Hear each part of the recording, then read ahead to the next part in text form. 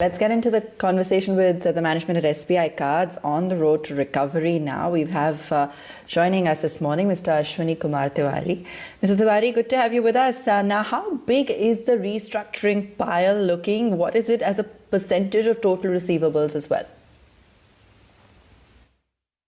Okay, so the overall resolution book, we don't call it restructuring, but the actual word is RBI resolution plan. That book is 9% of the overall receivables. However, just to walk you through this book, we were at 2108 crores as at Q2 end, which is September. And after that, we did around 600 crores fresh resolution, which took it to almost 2700. And after that, we have recovered almost 377 crores out of that. So the book at the end of Q3 is about 2,300 odd crores, which is around 9% of the book. So therefore, as we can see, in one quarter itself, we had a runoff of 377 crores. Now, this is something which gives us a lot of hope, and we hope that this book itself would continue to perform. And there is just about 33%, as I mentioned, which is between 30 days overdue to 90 days. And we have provided for it as if it were NPAs. Okay, what's the outlook on asset quality as well from here on now in terms of going forward? NPA numbers have improved, but pro forma numbers are still quite high. Will these come down anytime in the near future? What's the outlook, or how do you see that being phased out? So I think the worst is behind us. And I say this with the caveat that the outside world and the pandemic still remains a little bit uncertain.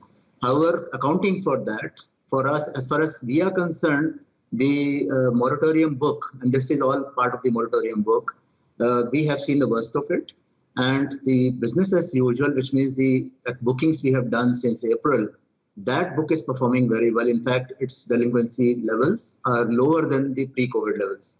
So therefore, this talk of moratorium, I think the worst is behind us. And from here on, we'll have better numbers. There'll be a couple of quarters where we will clean this book up. But other than that, the peak has already been reached and the worst is behind us. Right. Also wanted to understand what your outlook is when it comes to provisioning, especially from here on. And are total provision likely to remain elevated for the quarters to come, you think? So as you have seen in our results, we have been very proactive in taking provisioning upfront. So the RBI resolution book, though none of it is NPA yet, because none of it is 90 days overdue, we have still taken 33% of that book we have already provided for. And therefore, we will be proactive in provisioning. However, the provision levels will not exceed from here. What you will say is, if the Supreme Court order comes out and we are able to clean up that book, then those levels will start to come down. However, if the order doesn't come out and the situation stays as what it is, these provisioning will continue to stay in the book because we are not able to write them off. So therefore, in terms of fresh provisioning for fresh accounts, I think that will be more like business as usual, because there is a certain element of NPAs which are generated in the business. But otherwise, these elevated levels which you see today, these are the peak.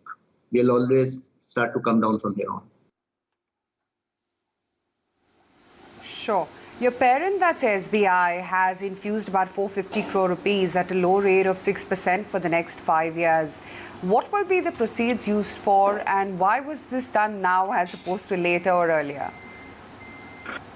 Okay, so SBI has not infused any money. Let me correct that impression, because infusing money is typically, when we talk about that is equity.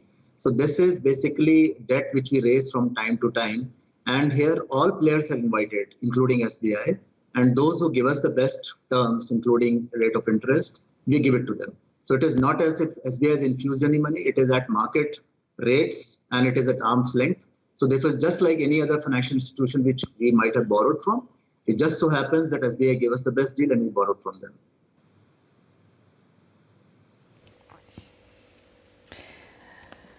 Okay, and outlook on growth now going forward, are you seeing spends cross those pre-COVID levels?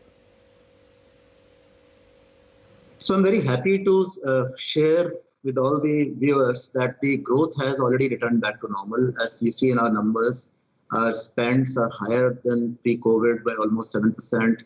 Our sourcing of new cards has reached pre-COVID levels. especially in the months of October, November, and December, this last third quarter. So therefore, we are back to track. Corporate spends have also reverted back to the normal levels of around 74 crores per day. These are now at 73 crores per day in December. So therefore, any which way you look at, the business is already returned back to normal. Now, the way we have targeted this is with a lot of strategic partnerships. And you would have read about our partnership with Paytm, which has just about started. So that's a huge chunk of numbers which we hope to source going forward. Similarly, our partnership with BPCL, which was started 2 years back, but a premium version, the Octane version, has come out recently. Similarly, we already have existing partnerships with IRCTC and various other companies. There are some more partnerships in the works. So therefore, on the back of all these partnerships, as also our strong parentage SBI connection, from which we are sourcing increasingly, and there is a lot to be sourced yet. I think we have a long way to go before we can say that the market is saturated. I mean, we have so much to leverage. Therefore, I see the growth for us returning back and in fact exceeding whatever we have done so far. There's a lot of potential in the credit card market. The penetration level are still about 3%. So I think there is no dearth of business for us or any other industry player who actually create a value product for the customers. Okay, fair enough. Where are the majority of new customers being sourced from as well? If you could shed some light on that, rural, metro, where are you seeing a greater extent of recovery? So tier 1 and tier 2 will always have always been our major sourcing centers and will also continue to be. What is different for us is that because we source from SBI, which is spread across the country, and therefore we also, along with SBI, are sourcing more and more from tier 3 and beyond towns. In fact, if you look at incremental sourcing, almost 40% or more of our customers are being sourced from these centers on the back of SBI. And mind you, these are very, very safe customers because the delinquency levels are lower than the traditional open market levels. So in a sense, we are expanding this market beyond the traditional tier 1 and tier 2. We are going to the tier 3 and beyond and identifying customers who deserve to have cards, giving them the card, getting them used to the card. Many of them actually new to card, new to credit card.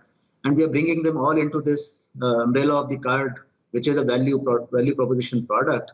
And gradually, as we help them to discover the benefits of card, the reward points and the various payment scenarios which are available, I think this market expansion is a real good thing, not only for us, but for the industry as a whole. So therefore, this is our strategy to go beyond the traditional hunting grounds of tier 1 and tier 2 and to the tier 3 and beyond.